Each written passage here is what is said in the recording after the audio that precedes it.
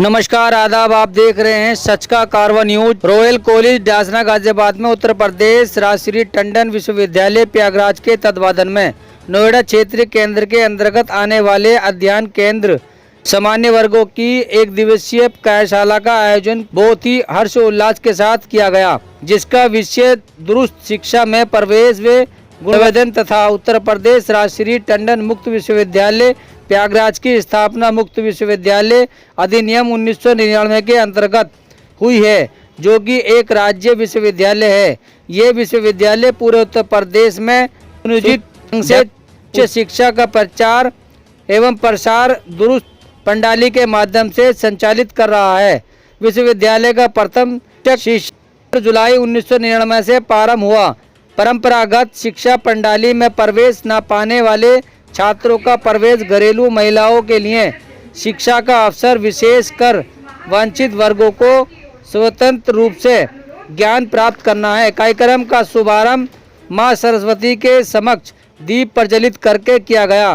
कार्यक्रम की अध्यक्षता रॉयल कॉलेज के चेयरमैन विजय अग्रवाल के संध्या में कॉलेज के डायरेक्टर AP सिंह, प्राचार्य डॉक्टर 3 गर्ग एवं प्राचार्य डॉक्टर मनीष पारवाल द्वारा की गई, जिसमें उन्होंने उत्तर प्रदेश राजश्री टंडन मुक्त विश्वविद्यालय प्रयागराज से पधारे मुख्य अतिथि प्रोफेसर सीमा सिंह, माननीय कुलदीप कुलपति उत्तर प्रदेश राजश्री टंडन मुक्त विश्वविद्यालय प्रयागराज एवं इस विश्वविद्यालय से पधारे अतिथियों, जिसमें कुल सचिव विनय कुमार, शशि भूषण सिंह तोमर, परीक्षण नियंत्रण डॉक्टर P सिंह, प्रभारी निर्देशक क्षेत्रीय केंद्रीय नोएडा डॉक्टर GK त्रिवेदी, प्रभारी प्रवेश अनुभव डॉक्टर JP यादव, प्रभारी परामर्श प्रकोष्ठ दिनेश सिंह, लेखाकार वित्त विभाग अवनीश चंद्र एवं कंप्यूटर ऑपरेटर डॉक्टर प्रभात चंद्र मिश्र आदि गणमान्य अतिथियों का पुष्प शॉल उड़ाकर सम्मानित किया। आइए लेते हैं सीधी जानकारी। आप देख रहे हैं सच का कारवा न्यूज। खास रिपोर्ट पप्पन ठाकुर की। इस कार्यशाला में स्वागत और अभिनंदन करता हूँ, क्योंकि परीक्षा से संबंधित बात करने के लिए मुझे यहाँ बुलाया गया है। और जब मैं परीक्षा की बात सोचता हूँ, विचार करता हूँ, तो यह परीक्षा लगता है अपने जीवन की बात कर रहा होता हूँ। हम इससे आप सहमत होंगे कि जीवन भी एक परीक्षा है, और ऐसी परीक्षा जिसे हमें हर एक दिन देना होता है, जिसका प्रश्न पत्र जो होता है वह सभी अनिवार्य होता है। और दुर्भाग्य या सौभाग्य, विश्वविद्यालयों में जो भी परीक्षा नियंत्रक होता है उसे भी प्रत्येक दिन एक विचित्र प्रकार की परीक्षा देनी पड़ती है, और वो इस उत्तर प्रदेश राजश्री टंडन विश्वविद्यालय में मुझे देना पड़ता है। ऐसे प्रश्न पत्रों का जवाब देना पड़ता है जिसे हमने कभी पढ़ा ही नहीं है। हम ये नहीं कर सकते, जब बच्चे हमारे यहाँ आते हैं, शिक्षार्थी हमारे यहाँ आते हैं, तो हम ये नहीं कर सकते कि ये समस्या आपके अध्ययन केंद्र की है। हम ये नहीं कर सकते कि आपका असाइनमेंट समय से आपने जमा नहीं किया है। हम ये नहीं कर सकते कि असाइनमेंट के नंबर ऑनलाइन समय से फीड नहीं किए गए हैं।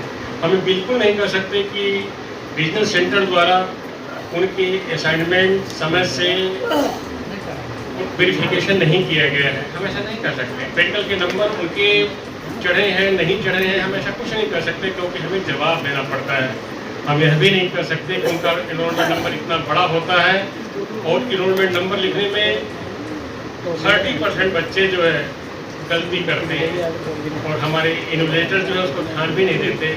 हम ऐसा कुछ भी नहीं कर सकते, किसी पर थोप नहीं सकते। आप तो बता सकते हैं कि जाइए, हमारे यहाँ से लोग परीक्षा दिए हैं और उनकी जिम्मेदारी है। यह सामूहिकता का भाव है। अगर हम इसको जब तक सामूहिक रूप से चिंतनशील होकर, मानवीय होकर के जब इस निराकरण की तरफ ध्यान नहीं देंगे, तो शायद बच्चा भटकता ही रहेगा। रह गई परीक्षा की बात, तो हम लोगों ने काफ़ी चेंज किए हैं, और ये मैं बताना चाहूँगा कि अभी अगले सत्र में इन जो शिक्षार्थी हैं उनकी समस्याओं को दृष्टिगत अब परीक्षा फॉर्म भरने की भी व्यवस्था हम कर रहे हैं। परीक्षा फॉर्म भराने का उद्देश्य सिर्फ इतना है कि डाटाबेस सही हो जाए। बच्चे हमारे यहाँ जानकारी के अभाव में उनको पता ही नहीं चलता कि उनको जो विषय उनको लेना है पता जब चलता है जब परीक्षा का फल परिणाम निकल जाता है। उनको लगता है कि अरे ये तो विषय मुझे पढ़ना नहीं चाहिए था, उसकी परीक्षा। पूरे प्रदेश की आबादी 25 करोड़ में 40% युवा है जो पढ़ लिख सकते हैं। 40% मतलब 10 करोड़, 10% के 0.01% भी हम पकड़ नहीं पा रहे हैं। 0.1% भी पकड़ेंगे तो 1 लाख रजिस्ट्रेशन हो सकता। हम अभी 70,000 तक पहुँचे हैं और बड़ा दुखद है कि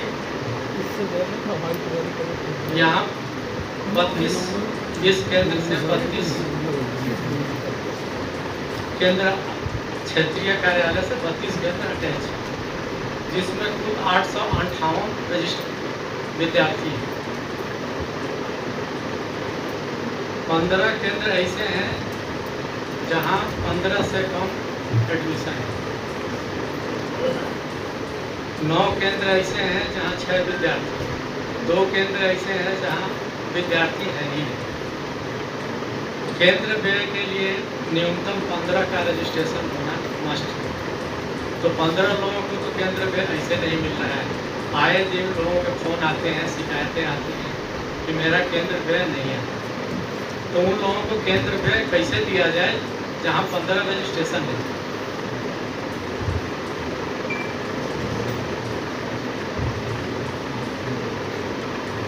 विश्वविद्यालय से सारे भुगतान अद्यतन कर दिए गए हैं। जून तक के केंद्र व्यय का भुगतान सिटी में ओपन यूनिवर्सिटीज़ में हम लोग भी अगर कोशिश कर सकते हैं तो इसको हम चला सकते हैं। अगर द्रौपदी जी अगर सुन रहे हो तो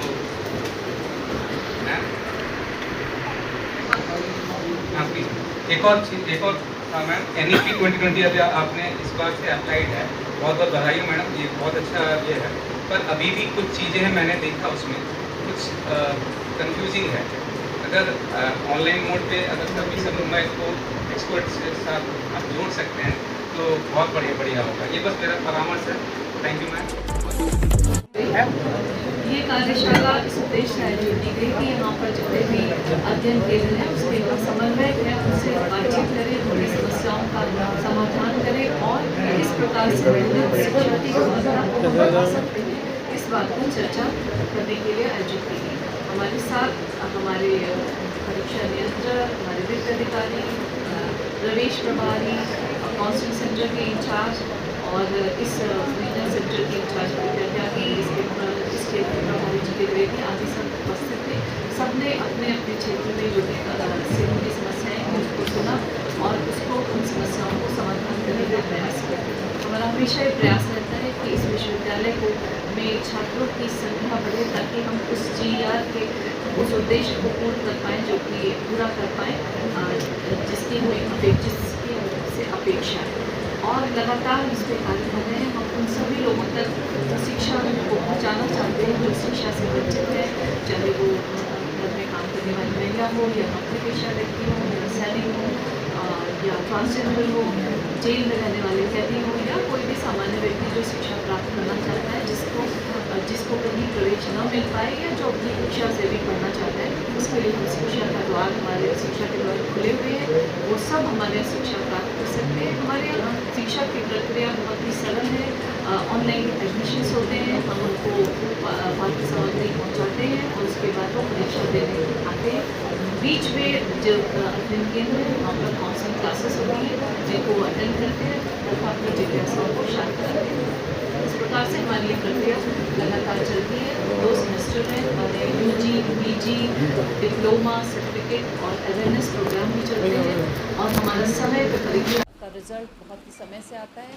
हमने अभी हाल में ही अपना कन्वोकेशन भी कर लिया है और ये अभी प्रवेश चल रहा है। प्रवेश हमारा 20 तारीख तक चलता रहेगा और हम चाहेंगे कि ज़्यादा से ज़्यादा लोग हमारे यहाँ प्रवेश लें और शिक्षित। बहुत बहुत धन्यवाद। मैडम, शिक्षा लगातार महंगी होती जा रही है। उस पर आप क्या कहें? शिक्षा महंगी होती जा रही है, लेकिन हमारे यहाँ शिक्षा महंगी नहीं है। क्योंकि आप देखिए सरकारी स्कूल में एलएलबी 3000 में हो रही है, प्राइवेट कॉलेजों में 30,000 में हो रही है। गरीब का बच्चा कैसे पढ़ेगा? गरीब के बच्चे के लिए हमारे विश्वविद्यालय के द्वार खुले हुए, हमारे यहाँ आएँ और शिक्षा प्राप्त करें। हमारे यहाँ बहुत कम दाम पे, मतलब फ़ीस बहुत कम है। और साथ ही साथ अच्छी बात यह है कि उसी फीस में हम उनको लर्निंग मटेरियल भी देते हैं।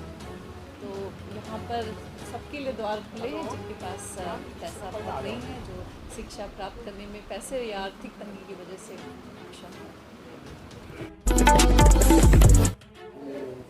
के नोएडा क्षेत्रीय केंद्र द्वारा एक दिवसीय कार्यशाला का आयोजन किया गया और इसके द्वारा हमें और हमारे सभी साथियों को इस विश्वविद्यालय द्वारा चलाए जाने वाले विभिन्न कोर्सों के बारे में जानकारी प्राप्त हुई और किस प्रकार हमारे विद्यार्थी कम फीस में दूर रहते हुए भी रोजगारपरक शिक्षा प्राप्त कर सकते हैं और अपना भविष्य उज्जवल बना सकते हैं। और इस अवसर पर सभी जितने उत्तर प्रदेश राजश्री मुक्त विश्वविद्यालय की वाइस चांसलर प्रोफेसर सीमा सिंह जी और सभी पदाधिकारीगण का मैं आभार व्यक्त करता हूं। धन्यवाद। आज हमारे कॉलेज का बड़ा ही सौभाग्य है।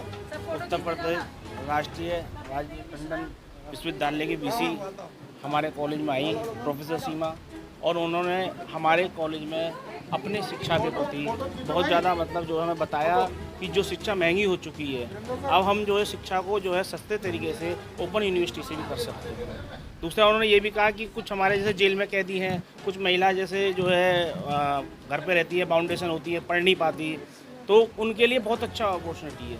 यूजीसी ने खुद कहा है, वीसी मैम ने कहा है कि यूजीसी में ये नियम है कि हम एक साल में 2 कोर्स कर सकते हैं।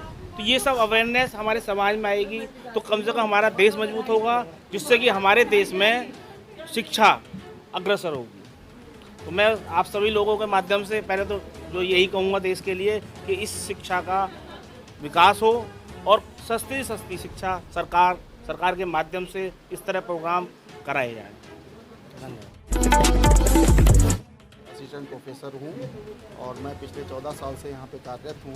ये हमारे कॉलेज के लिए बहुत ही सौभाग्य की बात है कि हमारा कॉलेज जो है, जो चौधरी चरण सिंह यूनिवर्सिटी मेरठ से जो कोर्सेज़ हैं, हमारे यहाँ 11 कोर्सेज संचालित हैं। उसमें लॉ के सारे कोर्सेज़ हैं और उसके अलावा BBA, BCA, BA, BCom, MCom, B.Ed, BTC, ये सारे कोर्सेज संचालित हो रहे हैं रेगुलर मोड में। लेकिन इसके साथ साथ हमारे लिए, हमारे कॉलेज के लिए बहुत ही हर्ष की बात है कि हमारा कॉलेज जो है उत्तर प्रदेश राजर्षि टंडन ओपन यूनिवर्सिटी का सेंटर बना हुआ है, जिसके अंतर्गत काफ़ी ऐसे कोर्सेज़ हैं जो सभी समाज के शोषित वंचित महिलाएं, स्पेशली जो घरेलू महिलाएं हैं जिनकी शादी हो जाती है, जिसके आगे वो पढ़ नहीं पाती हैं अपनी पारिवारिक जिम्मेदारियों की वजह से, तो वो महिलाएं भी हमारे यहाँ कोर्सेज कर सकती हैं। बहुत सारे कोर्सेज हैं, कम पैसे में, फ़ीस बहुत कम है, नॉमिनल फ़ीस है और उसमें उनको स्टडी मटेरियल वगैरह भी सारी चीज़ें प्रोवाइड की जाती हैं।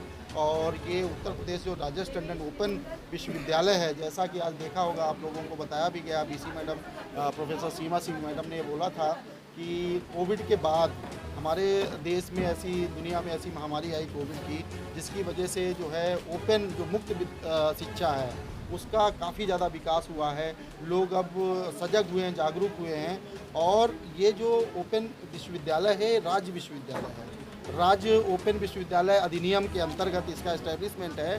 तो ये कोई प्राइवेट और अथवा कोई फर्जी विश्वविद्यालय नहीं है, ये स्टेट यूनिवर्सिटी है। तो स्टेट यूनिवर्सिटी अपने आप में जो है स्टेट होती है और उसको जो भी यूनिवर्सिटी के अंतर्गत जो भी कोर्सेज संचालित हैं, सारे कोर्सेज UGC के द्वारा, यूनिवर्सिटी ग्रांट कमीशन के द्वारा मान्य हैं।